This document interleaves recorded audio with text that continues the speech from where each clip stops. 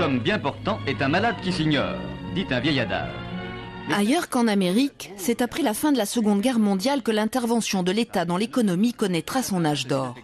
En France, la sécurité sociale devient le symbole d'un capitalisme plus stable et plus solidaire. La région parisienne offre le moyen de contrôler son état de santé et celui des siens gratuitement et dans les conditions les plus simples. Son nom, son adresse, et le voici convoqué avec sa famille au centre d'examen le plus proche.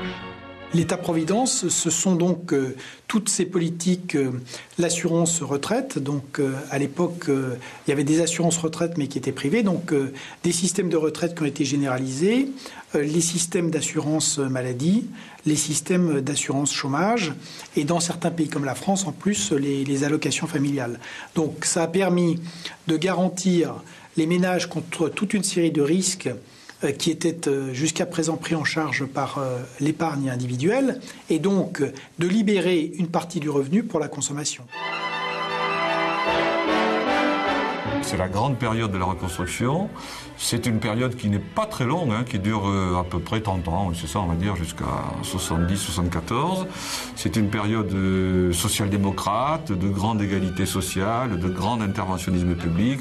C'est la période où les découvertes de la Banque de France permettent de faire marcher la plan Sablier, donc tout ça finance les investissements publics. Et là, on a vraiment une croissance très rapide, un taux de chômage qui baisse rapidement et une société assez égalitaire qui se développe.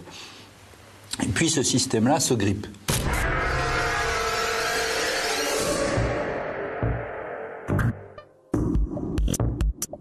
La crise pétrolière, c'est elle qui va brutalement révéler la fragilité d'un modèle économique qui commence à s'essouffler.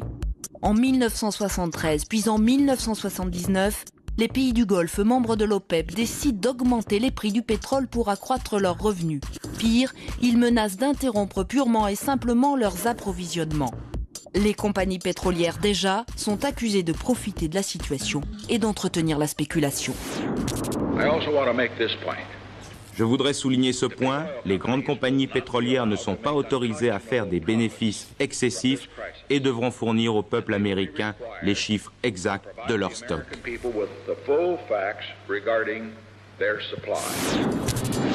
La psychose de la pénurie se répand parmi les pays consommateurs. Chacun tente par tous les moyens de se fournir en pétrole, alimentant encore un peu plus la hausse des prix. Les États-Unis, plus gros dévoreurs d'énergie de la planète, prennent soudainement conscience de leur dépendance. En France, on s'en remet au génie national pour trouver des solutions astucieuses au choc pétrolier. En France, on a toutes sortes de choses. On a la meilleure cuisine du monde. Une industrie puissante. La pétanque. Une histoire glorieuse. On a aussi une situation géographique privilégiée. La Tour Eiffel et la pêche à la ligne. Oui, en France, on a tout ça. Et bien plus encore. Pourtant, une chose nous manque. Une chose essentielle. Le pétrole. Le pétrole, nous sommes obligés de l'acheter à d'autres. Cher. Trop cher. C'est notre richesse qui s'en va et notre façon de vivre qui est menacée. Alors, que peut-on faire? Eh bien, d'abord, mieux utiliser l'énergie. Et ça, justement, nous pouvons le faire sans changer notre façon de vivre. En France, on n'a pas de pétrole. Mais on a des idées. Dans les années 70, lorsqu'arrive le premier choc pétrolier, puis le deuxième choc pétrolier, c'est l'échec, c'est la faillite du modèle keynésien de relance, parce que justement, c'est une phase où il y a beaucoup d'inflation qui est importée à cause de la flambée des prix du pétrole et des matières premières. Comme à l'époque, on a une indexation des salaires au prix, donc dès que les prix augmentent, les salaires augmentent, puis les prix augmentent, et ainsi de suite. Donc on n'arrive pas, c'est ce qu'on appelle une bulle inflationniste, si vous voulez, ou un cercle pernicieux qu'on appelle également la stagflation. C'est-à-dire qu'on a à la fois une récession économique et une inflation élevée. Il faut que nous comprenions que la raison essentielle de la situation que nous connaissons tient en une seule formule. La France vit au-dessus de ses moyens. L'énergie à bas prix, c'est fini. Il faut se serrer la ceinture, la machine économique se retrouve au régime sec. Du coup, tout va petit à petit se détraquer. Inflation et ralentissement de la croissance, c'est un cercle vicieux qui se met en place, on n'arrive plus à en sortir. La consommation se développe plus aussi vite, les gains de productivité dans l'économie, dans les usines sont plus lents, il y a quelque chose qui se passe.